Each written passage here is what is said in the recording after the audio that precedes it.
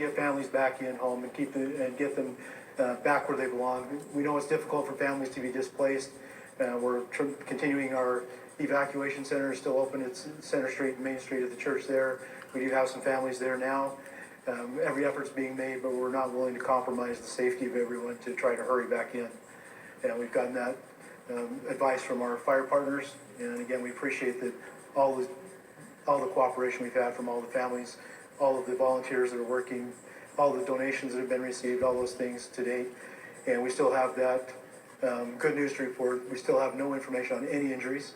And certainly that's a blessing in an event like this. Do you have a number on how many families are at the evac center? I don't have a current number. It's fluctuating throughout the day. But it continues to be that 400 homes about that you... Actually, right now we have approximately 240. When we collapsed that area earlier this morning and moved those boundaries to where we felt the risk was, it lowered that number to 240 homes, approximately. Lieutenant, the count this morning was 8 homes damaged, 3 totally destroyed. Is that still the count? I know there's been some updates to that as they're up there doing the survey, and I haven't been given an updated number. Do the people whose homes were impacted, do They know. They've been able to get into the site to see their homes. Obviously, it's a devastating event for them, and they're glad to be alive. Can we ask you questions about, do you know what if there's a containment level right now? Do we know any updates on how many acres have been burned? And really, that's the two disciplines. Let's change mics and have Kim answer those questions about the fire, the progress, the attack plan, all those things.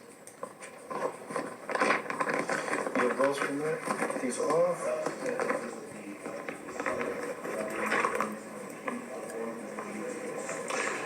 Okay, this is a news conference giving us an idea of what is happening with the fire since this morning. Changing mics right now, so it takes just a few seconds. Right now they're saying conditions are not safe for families to return there. About still 240 homes evacuated. Yeah, we just heard from Lieutenant Edwards with the Bountiful Police Department. It was a Bountiful officer who saw the fire around 1 o'clock this morning up on the hill. Now we're listening to the fire So I'm strategist. Kim Osborne. I'm the Public Information Officer with the Forest Service. What's the update that you guys have right now? Right now we're still, we've got quite a bit of work done that we've been able to do today. We have about 4 hand crews here. There's 2 that are still en route to come help out. Kind of the mid-morning, afternoon, we've had one of our hotshot crews on the north end been able to do a burn. They built some containment line and been able to burn off from there to secure that north end, and it looks really good up there. In terms of that containment, do you have like a percentage of where we're at right now? We're still at 0% containment. I would suspect this evening that we'll have some containment amount. In terms of how many acres have been burned, do you have? You know, I haven't got an updated acreage yet, so we're still looking anywhere between 150 to 300. And how many crews from the air? I'm sorry, what? How many crews are from the air? We have 3 helicopters. We have another 2 on order. This morning we were using one of our VLATs, a very large air tanker, and put several loads, kind of built a box around the fire, so looks good up there. So in total, will be 5 helicopters in a little bit here, or the 2 more on order, are those going to replace? No, there will be 5.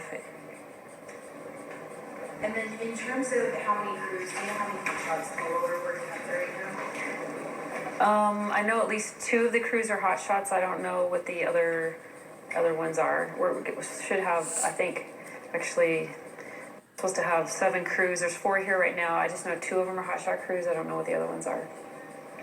And we have about 20 structure engines, and another 4 wildland engines are ordered that haven't arrived yet.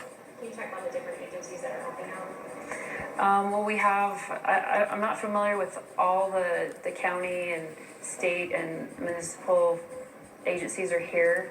I don't know but I know we have all those from the local area around here. We also have federal and state agencies here helping. And then can you speak a little bit as to what your strategy was over the night hours and going into today, how things have changed and going into tonight, what we can expect? So, last night was more of a defensive action. We were trying to protect the homes from the fire reaching them. And today it's been more of an offensive game, if you want to say. We've been working on getting containment lines around each side of the fire.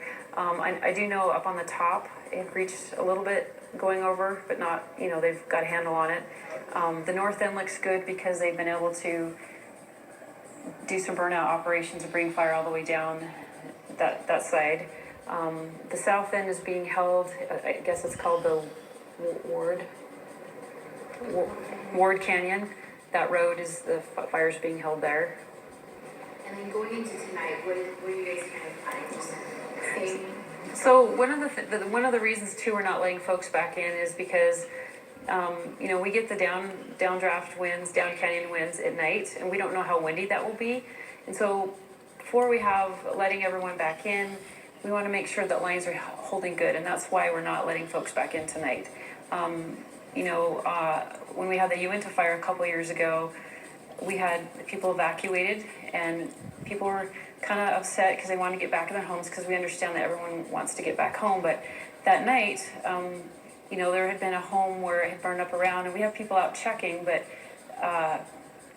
there was like a wood pile or something that Amber had gotten in there that we didn't see, and so it started up that night. Luckily someone caught it, otherwise we would have had another house that burned. So those are the reasons why we try to keep people out until we're 100% sure that things are safe, and we don't want to have people come out, go back in, come out again. We just want to make sure that everyone's safe and secure.